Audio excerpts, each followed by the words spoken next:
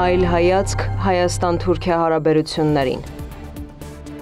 Օրեր առաջ տեղի ունեցավ Հայաստանի վարչապետ Նիկոլ Փաշինյանի այցը Թուրքիա Ռեջեփ Թայիպ Էրդողանի հրավերով։ Չնայած Երևանի եւ Անկարայի միջև դիվանագիտական հարաբերությունների բացակայությանը թուրքական կողմն ընդունելություն է կազմակերպել էր բարձր մակարդակով դիվանագիտական արարողակարգի բոլոր նրբությունների պահպանմամբ։ Հայաստանի եւ Թուրքիայի ղեկավարները նախկինում ունեցել են տարբեր շփումներ Եվրոպական քաղաքական համայնքի հանդիպումների ՄԱԿ գլխավոր ասամբլեայի Էրդողանի երթունակալության շրջանակներում։ Ստամբուլյան այցն իր բնույթով աշխատանքային էր եւ նման ձևաչափով դա երկու երկրի ղեկավարների առաջին հանդիպումն էր։ Բարձր մակարդակով հանդիպմանը մասնակցել են նաեւ Հայաստանի եւ Թուրքիայի արտգործնախարարները։ Հայկական կողմի հաղորդագրության համաձայն կողմերը քննարկել են Հայաստան-Թուրքիա հարաբերությունների կարգավորման ընթացքը, ընդգծել կառուցողական երկխոսության շարունակականության եւ կոնկրետ արդյունքների հասնելու կարեւորությունը։ Անդրադարձ է կատարվել նաեւ տարածաշրջանային իրադարձություններին եւ այդ համատեքստում երկկողմ համագործակցության հնարավոր ուղղություններին։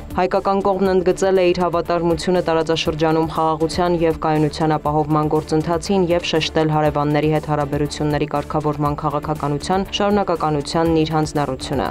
Ղեկավարները վերահաստատել են պատրաստակամությունը շարունակելու ուղիղ կապերն ու երկխոսությունը։ Մտքեր են փոխանակվել Հայաստան-Ադրբեջան խաղաղության գործընթացի, ինչպես նաև Հայաստանի կառավարության խաղաղության խաչմերուկ նախագծի շուրջ։ Թուրքական կողմի հաղորդագրության համաձայն Էրդողանն ընդգծել է Ադրբեջանի եւ Հայաստանի միջև ընթացող խաղաղության բանակցություններում ձեռք բերված կոնսենսուսի կարեւորությունը, հաշվի առնելով ստեղծված իրավիճակը, եւ հավելել, որ Թուրքիան շարունակելու է ամեն տեսակի աջակցություն ցուցաբերել տարածաշրջանի զարգացմանն ուղղված ջանքերին, փոխշահավետության սկզբունքով։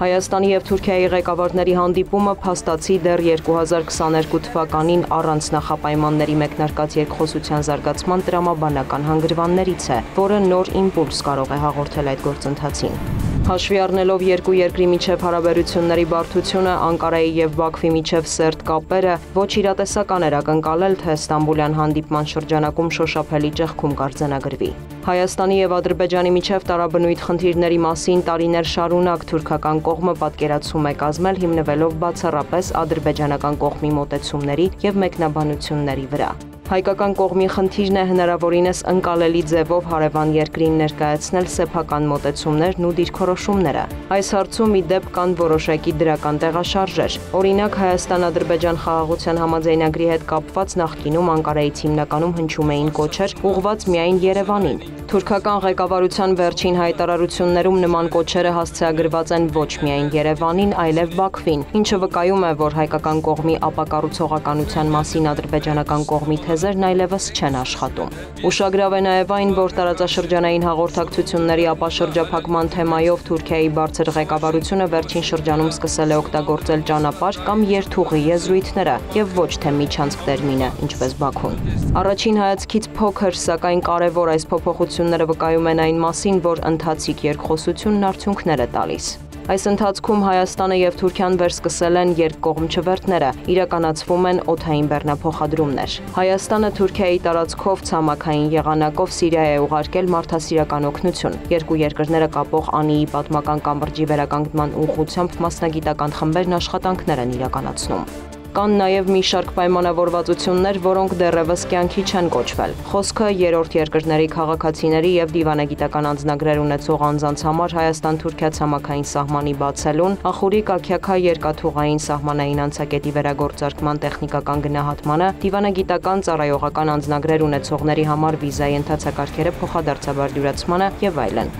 Երկրների ղեկավարների, արտգործնախարարների, փոխարտգործնախարարների, հատուկ ներկայացուցիչների միջև շփումների ակտիվացումը մեծացնում է նշված պայմանավորվածությունների կյանքի կոչման հնարավորությունը։ Հայկական կողմն այս գործընթացում որդեգրել է բավական պրագմատիկ մոտեցում, շեշտելով, որ սա Հայաստան-Թուրքիա հարաբերությունների կարգավորման գործընթաց է եւ ոչ թե հայ-թուրքական հարաբերությունների, ինչը շատ ավելի բարդ եւ ժամանակատար գործընթաց է։ Ըստ հայկական կողմի Հայաստան-Թուրքիա երկխոսությունը պետք է տարանջատել Հայաստան-Ադրբեջան հարաբերությունների կարգավորման գործընթացից։ Միևնույն ժամանակ ընդգծվում է, որ Երևանի եւ Անկարայի հարաբերություններում առաջընթացը միանշանակ դրական է ազդելու նաեւ Հայաստան-Ադրբեջան խաղաղության գործընթացի վրա։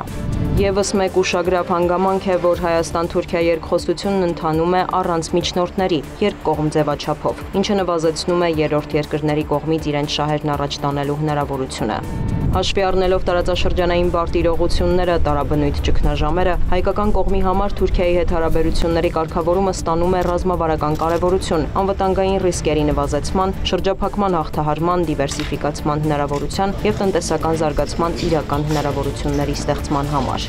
Միևնույն ժամանակ պետք է գիտակցել, որ տարածաշրջանային ոչ բոլոր ուժերն են հետաքրքրված նման հեռանկարով, ինչին հակազդելու միակ եղանակը համբերատար և շարունակական աշխատանքն է։